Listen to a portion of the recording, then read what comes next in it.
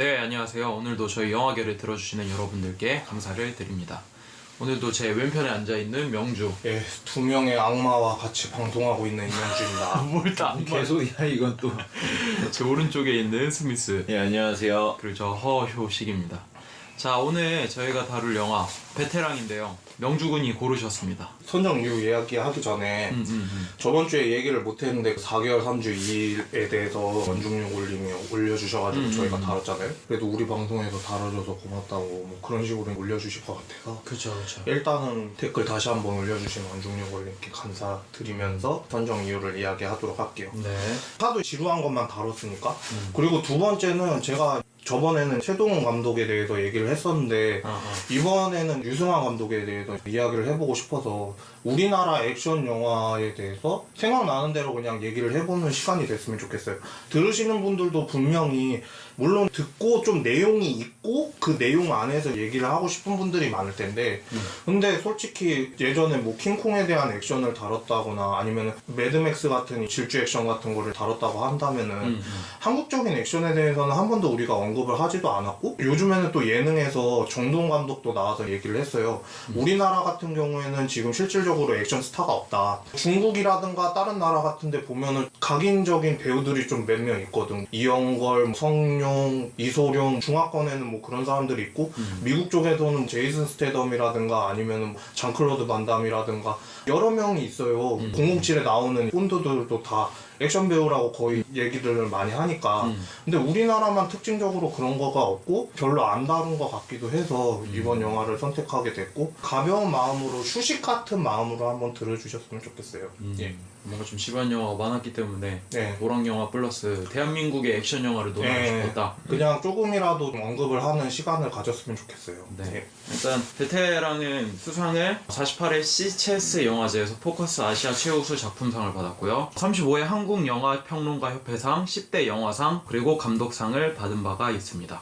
일단 감독에 대해서 얘기를 하자면 류승환 감독입니다. 작품부터 이야기하자면 죽거나 혹은 나쁘거나 닫지마와리, 피도 눈물도 없이, 아라한 장품 대작전, 주먹이 온다, 짝패, 타임리스, 부당거래, 베를린, 그리고 신촌 좀비 만화, 그리고 이번에 나온 베테랑이 있습니다. 류승환 감독에 대해서 소개를 조금 해주시지요. 박찬욱 감독님 밑에서 일을 잠깐 했었다고 얘기는 하고요. 단편 영화 변지레드라는 작품으로 데뷔를 하긴 했는데 2000년대 초반 들어갔고 신인 감독상도 받고 여러모로 인정을 많이 받기 시작한 거는 죽거나 혹은 나쁘거나라는 작품이었어요. 저도 아직도 비디오를 가지고 있어요. 이게 외국 제목으로도 하나 영화가 있는 걸로 내가 기억을 하는데 똑같은 동명의 제목으로. 근데 우리나라에서는 이게 액션 영화의 초기 작품이라고 얘기들을 많이 해요. 물론 그 전에 1980년대라든가 70년대 우리나라에서 대표적인 액션 영화 하면은 장군의 아들 같은 거 그런 부류들이 있었던 반면에 현대적인 액션들이 그렇게 많지는 않았어요. 그치. 조폭 영화들이 거의 대다수를 이제 잡고 이제 허공에다가 가르고 뭐 그런 거밖에 없었는데 근데 유승환 감독이 액션에 대한 관심을 가지게 되고 합을 맞춰가면서 하는 액션 스타일을 참 좋아하시는 분이기 때문에 흑백 영화로 한번 만들어 보자 하고서는 이 영화를 만들게 됐는데 처음에는 컬러로 나오다가 후반부에는 흑백으로 나오는 그런 부분들이 있는데 거기에서 자기 동생 유승법도 쓰고 이름은 잘 모르는 배우들이 좀 많이 나오기는 해요. 처음에는. 근데 독립영화계에서는 완전 박수치고 난리가 났었던 그런 경우가 한 번 있었는데 그게 죽거나 혹은 나쁘거나였고 신인상도 받고 액션 키드라고 많이 불리는 와중에 뜻을 같이 했던 감독이 무술 감독인 정동훈 감독. 서울 액션 스쿨이라는 거를 만들어서 요즘에는 스턴트맨들이 양성을 많이 하시는데 그쵸. 요즘에 나오는 올드보이 장도리 씬이라든가 아니면 신세계에서 나왔던 그 엘리베이터 격투 씬이라든가 그런 거는 무한도전이라는 예능이라든가 아니면 다른 데에서 많이 나오기도 했어요. 들어와. 그런 거 이제 들어와 이제 얘기하는데 근데 정동 감독이 아니라 따로 키운 감독들이 차세대로 조금씩 키워 나가고 있단 말이에요.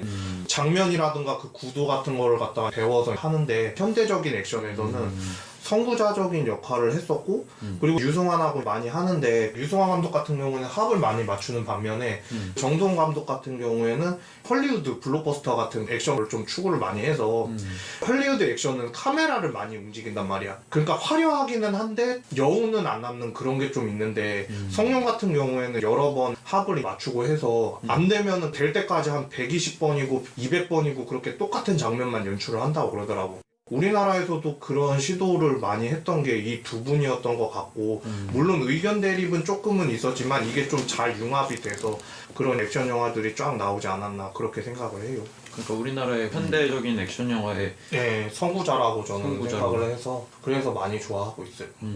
류성 감독은 나는 두 작품 빼고는 다 봤네. 타임리스랑 신촌 좀비 마당 다 봤는데 영화적인 원천은 죽거나 혹은 나쁘거나에서 많이 드러났던 것 같아.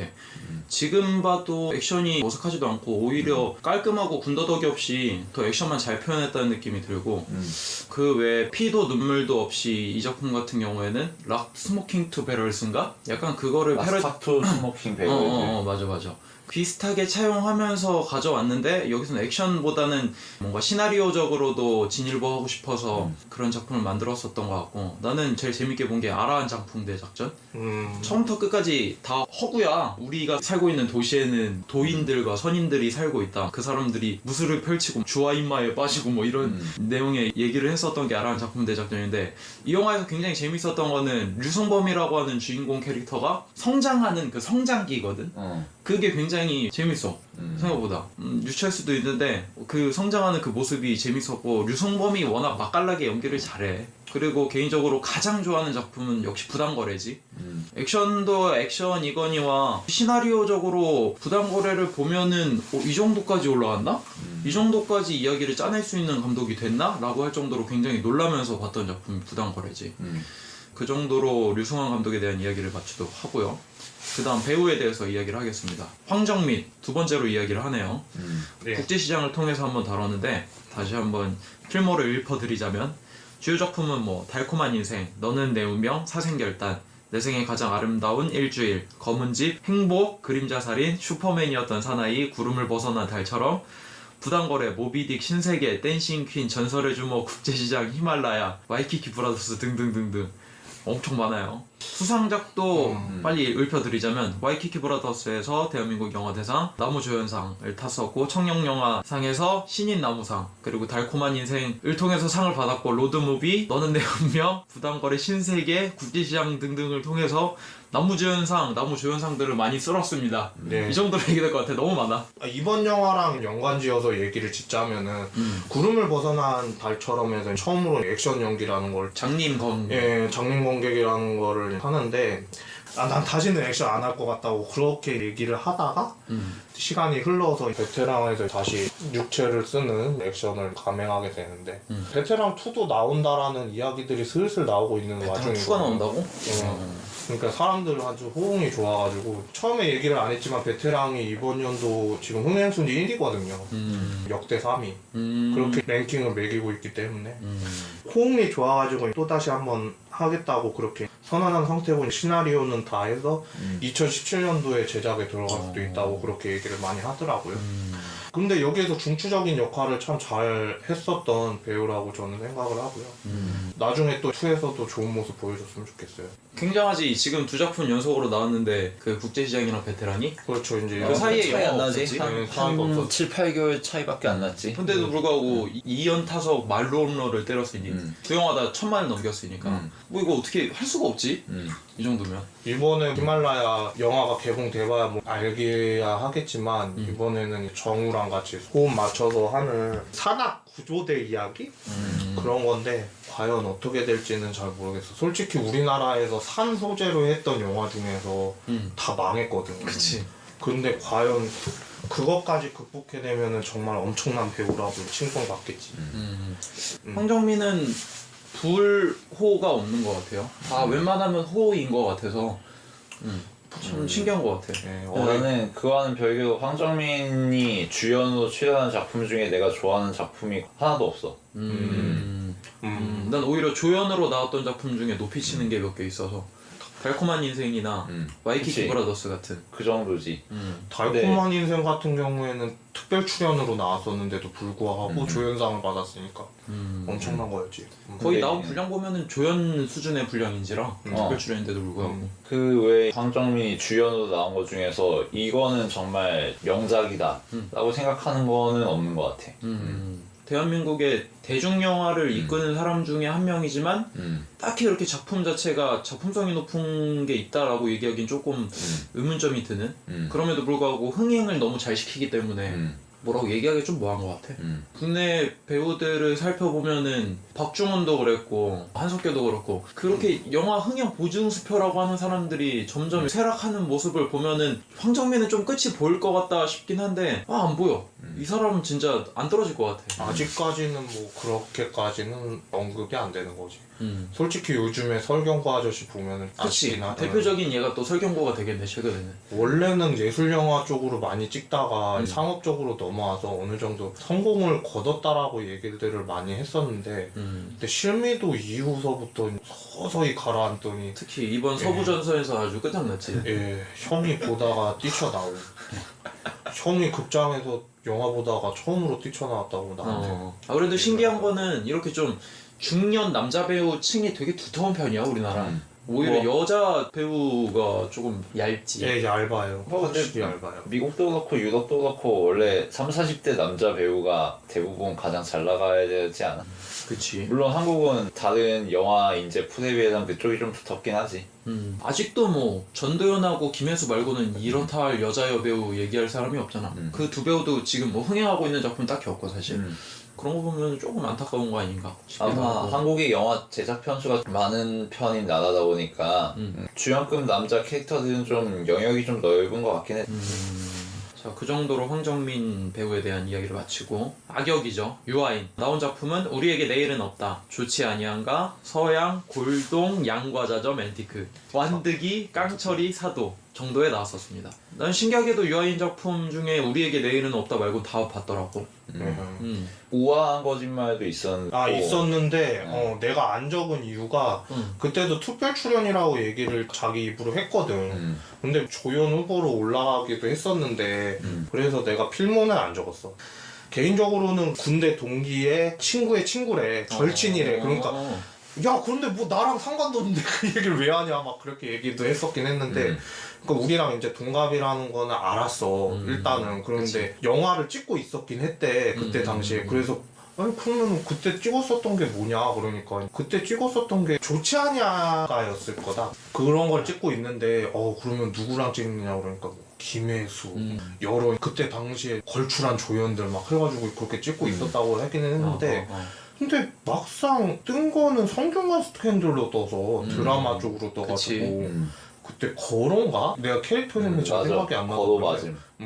거로로 떠가지고 드라마에서 부각을 낸 다음에 영화계 쪽에서 뜬 거는 요즘이 아닌가 나는 생각이 들어. 완득이로 확 떴지 사실. 완득이도 그냥 얀마 도완득으로 많이 떴기 때문에 김윤석이 나 많이 살려줬다고 보거든. 그 밑에서 많이 받쳐주고 완득이라는 캐릭터를 더 돋보여주지 않았나 그런 생각도 드는데 그럼으로 인해서 연기력 같은 거는 이야기들을 많이 하는데 인기가 별로 없었으니까 스타성이라든가 그런 게 좀 부족하지 않았느냐 뭐 그런 얘기를 했다가 드라마나 영화가 요즘에 많이 뜨기 시작하면서 손잡고 우는 여성 팬들까지 생겼더라고. 막 코엑스에서 내가 한번 지나가다가 봤는데 막 손잡고 저번에 흐느꼈던 것처럼 막 흐느끼면서 막 사도 우면서 찍을 때인가? 그 인터뷰 할 때 그때 그랬었던 것 같고 영화 쪽으로 얘기를 해보자 하면은 베테랑 찍기 위해서 이종격 투기 배우는 장면들이 조금씩 나오는데 좀 짧게 하기는 했나봐. 1개월인가 2개월 정도 이종격 투기 그런 걸 갖다가 연습을 많이 했다고 그러더라고. 영화를 위해서. 유아인은 언론 매체에서 나오는 얘기를 좀 빌자면은 가장 가난한 잘생긴 역할을 잘하는 배우. 예, 저번에도 얘기를 한번 했었죠. 불쌍한 잘생긴 연기를 잘하는 배우 뭐 이런 얘기를 하는데 나는 딱 봤을 때 너무 아이돌스러운 외모라서 난 어느 그룹에 활동하는 가수인 줄 알았어 맨 처음에. 그렇게 많이 오해들 하시는 사람들도 있다. 귀여운 상인데 뭔가 센 척하는 느낌이라서 맨 처음에는 앤티크 같은 거 나왔을 때는 그래서 쟤는 뭐지 애가 성격이 센 애인가 아니면 그냥 귀여운 애인가 뭔가 그랬는데 완득이 나왔을 때 좀 어울리더라고. 출생의 비밀 중에 하나가 자신의 엄마가 베트남 엄마라고 하면서 자기 얼굴이 왜 까만지 그거에 대해 얘기가 나오잖아. 근데 또 그때 분장을 해서 그런지 얼굴 살짝 까무잡잡해. 그래가지고 약간 그런 거 같기도 한데. 진짜 실제로도 그러지 않을까라는 생각도 많이 했었어요, 저도. 그때 재밌었지. 완득이 배우 역할을 너무 잘 어울리게 해가지고. 근데 그 다음에 깡철이라고 하는 영화를 봤었는데 아주 그냥 폭탄을 맞았어 그때. 나는 이거 영화 재밌게 봤거든, 깡철이. 근데 이동진 평론가가 SBS에서 뭐 출발 비디오 여행 같은 프로그램이 있어. 거기 안에서 별점 매기는 순서가 있었는데 거기서 2점인가? 엄청 짜게 준 거야. 근데 그 이유가 뭐냐면은 그 영화가 너무 다른 영화에서 많은 거 갖다 쓰고 캐릭터도 그렇게 설명이 안 되고 막 그렇다고 하더라고. 근데 난 이거 되게 재밌게 봤거든. 그래가지고 좀 그리고 완득이 2인 것 같은 거야. 그런 느낌이 좀 들어가지고 나도 솔직히 좀 그렇게 봤었던 것 같아. 근데 2까지는 아니더라고. 난 한 3? 나는 재밌게 봤는데. 나름 재밌긴 재밌는데 좀 2라는 이미지가 나는 안 지워져서 그런 게 조금은 있어. 그리고 사실 흥행에도 굉장히 실패했어 사실. 그래서 나도 할 말이 없어. 할 말이 없어요. 그 이동진도 속마음으로는 약 0.5점 주고 싶은데 언론 매체니까 2점 줬을 수도 있어. 그놈의 지수. 근데 깡철이가 엄청나게 까였었던 영화인데 거기에 주인공으로 나와가지고 좀 뜰 수 있는 배우인데 안타깝다라는 생각을 개인적으로 하고 있었어요. 그 이후에 나온 게 베테랑과 사도인데 최근에 막 인터뷰를 하는 거 보니까 조금 달라졌더라고 사람이. 인터뷰하는 거 보니까 약간 이렇게 막 거들먹거리면서 얘기하는 느낌이 나더라고. 허세 부리듯이. 그래서 내가 깜짝 놀랐어. 그래서 제가 저런 위치가 아닌데 저렇게 왜 저런 식으로 허세 떨면서 얘기를 하지? 약간 이런. 그러니까 패션왕이라는 드라마가 있는데 난 그 캐릭터가 돼가는 것 같아 느낌이. 그 패션왕도 존나 망한 거잖아요. 망한 거긴 망한 건데 그 마지막 장면 보면은 수영장에서 목도리 같은 거 그런 거 메고 총인가 뭐에 하여튼간에 맞아가지고 죽은 장면이 있는데 허세 떨면서 죽는 것 같아가지고 내가 봤을 때. 아무튼 사도를 우리가 안 다룰 것 같긴 하지만 뭐 사도 얘기를 잠깐 하자면은 사도에서 난 연기를 굉장히 잘했다고 생각을 해요. 투톱이 너무 잘했으니까 송강호랑 거. 너무나 배우답게 했다는 생각이 들어서 그러니까 뭐 자기 나름의 해석을 해서 사도세자의 모습을 연기했다기보다는 그 주어진 역할에 충실하게 배우스럽게 연기를 했다는 생각이 들어서 뭐 나쁘지 않았어요 난. 그 나머지 배우들이 거의 안 보였었기 때문에 연기력 자체는 엄청나게 잘했다라고 느낌이 들지. 일단 송강호의 포스에 너무 압도를 당하기도 했고 사도세자가 뭐 자기 아빠를 이길 수 있는 역할이 아니잖아 역할적으로도. 받아치는 역할만 거의 하는 건데 그거에 대해서는 충실히 역할을 했으니까. 뒤주에 처박혀 있는 역할이니까 사실.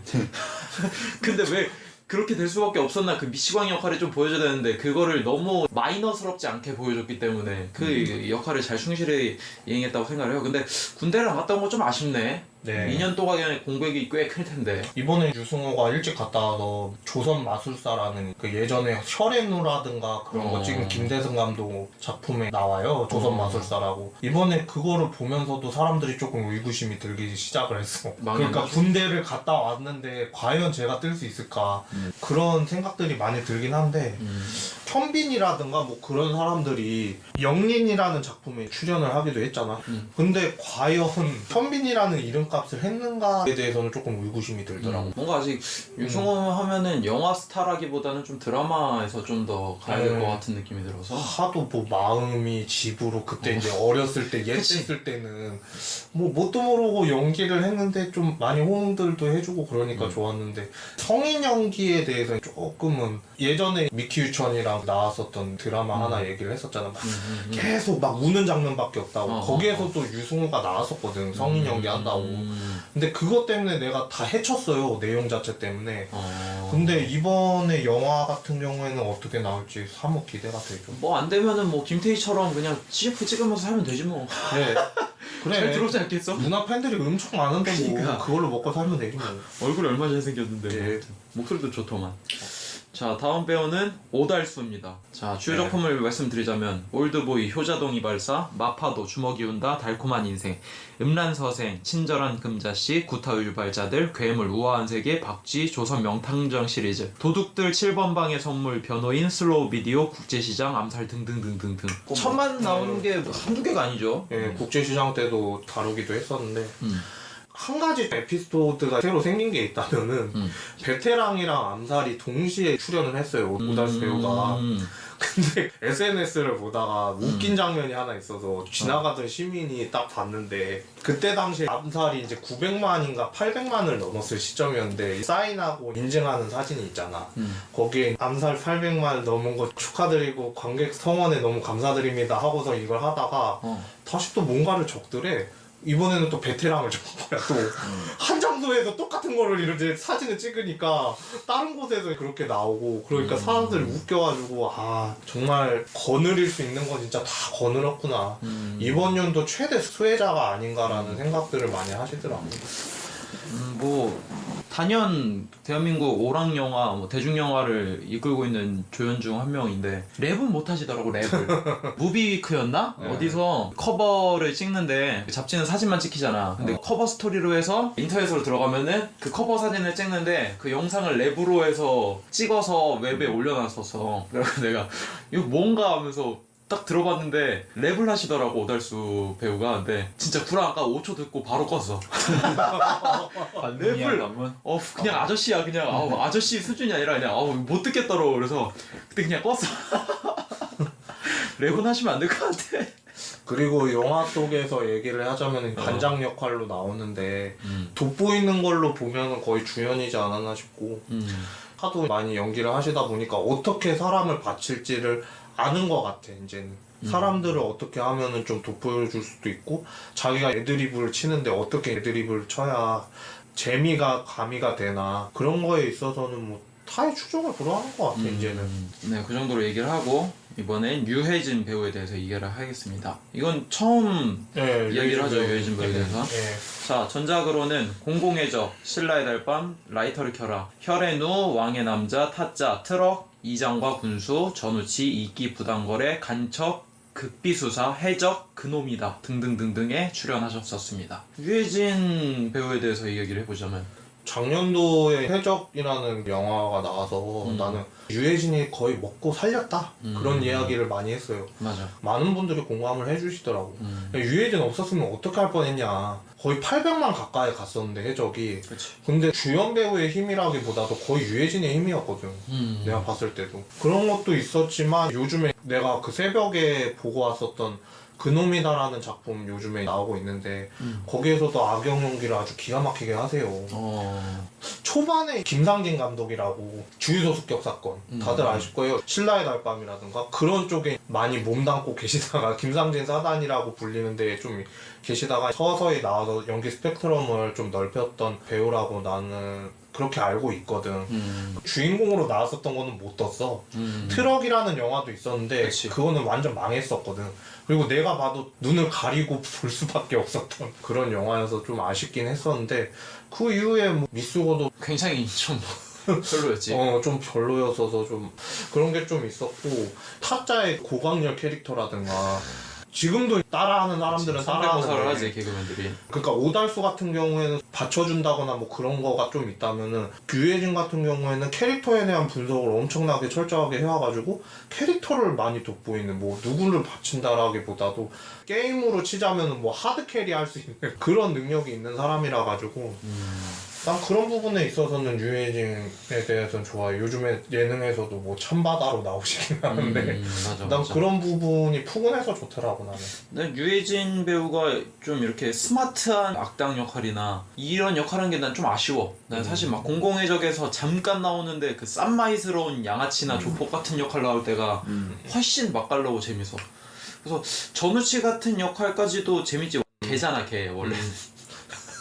그런 역할도 좋고 조금 타짜에서 완벽한 유해진 아니면 만들 수 없는 캐릭터잖아 고광렬은. 그런 역할도 좋은데 어줍지 않게 스마트한 느낌의 머리 쓰는 악당으로 나오면은 당연히 연기 잘하니까 좋긴 한데 좀 더 마이너하고 완전 양아치에 잠깐 나와도 포스 있는 이런 사람 역할을 맡는 게 난 더 마음에 들더라고. 네, 하여튼 이 정도로 이야기를 마무리 짓도록 하고 그외 배우들도 많이 나오는데 장윤주에 대한 얘기는 아예 써놓질 않았네요. 예, 장윤주는 이번에 뭐 신인으로 나섰기 때문에 별로 그렇게 쓰지는 않았는데 뭐 예능 쪽에서 연기하는 거 봤으면은 저 사람이 왜 나오나 그랬는데 비하인드적인 이야기를 하자면은 그런 부분이 좋아서 유승환이 선택을 했다고 그러더라고. 아. 뭔가 때묻지 않고 정형화되지 않고 진짜 그 영화 말 그대로 베테랑처럼 그렇게 나오는 게 아니라 그냥 순수한 캐릭터를 원했었대. 뭐 여러 후보도 있었긴 했지만 장윤주가 적합하다고 생각을 해서 뽑았다고 그러더라고. 그리고 막내 형사로 나오는 김시우라든가 그런 배우들도 있긴 한데 육체파로 나왔었던 분은 오피스라는 영화라든가 아니면 다른 영화에서도 많이 나오시거든. 그리고 거기서도 중요한 역할을 많이 맡으셨거든. 초반에 단서를 준다거나 빌미를 제공한다거나 그런 부분에 대해서는 많이 나왔어서 나중에 지나가다가 보면 다 알아보는 배우거든. 근데 감독이 주문한 대로 진짜 열심히는 했는데 류승환 감독이 너무 밉다고 얘기하는 거는 인터뷰하던 도중에 몸을 불려갖고 오라고 10일 전에 얘기를 했다가 다시 좀 빼야 되겠다고. 이게 말이 되냐고. 몸 하는 사람들 보면 알잖아. 두 친구도 운동해서 잘 알 거지만 빼고 다시 찌우고 하는 게 되게 힘들어요. 고통스럽지. 크리스천 베일 같은 경우에는 배트맨에서 살 찌웠다가 아니면 머니시스트라고 해서 아예 막 말라깽이로 나와야 되는 거. 머시니스트. 머시니스트. 나 맨날 그건 좀 헷갈리더라. 헷갈려. 한 30kg을 쫙 뺐다가 그렇게 해서 나오는 경우가 있는데 그거는 내가 알기로는 한 7, 8개월 정도 텀이 있다고 그래. 나는 그렇게 알고 있는데 그 정도의 기간으로 갖다가 그렇게 뺀 거는 이해를 하는데 며칠 만에 그렇게 하긴 쉽지가 않은 거잖아. 근데 그런 거에 있어서 많이 노력을 하신 분 같기도 하고. 네, 하여튼 나머지 배우분들에 대한 이야기는 영화에 대해서 더 본격적으로 다루면서 예. 더 이야기를 해보도록 하겠습니다. 자, 이 정도로 1부 순서를 마치도록 하고 2부에서는 베테랑 영화에 대해서 줄거리와 기타 이야기에 대해서 더 이야기를 나눠보도록 하겠습니다.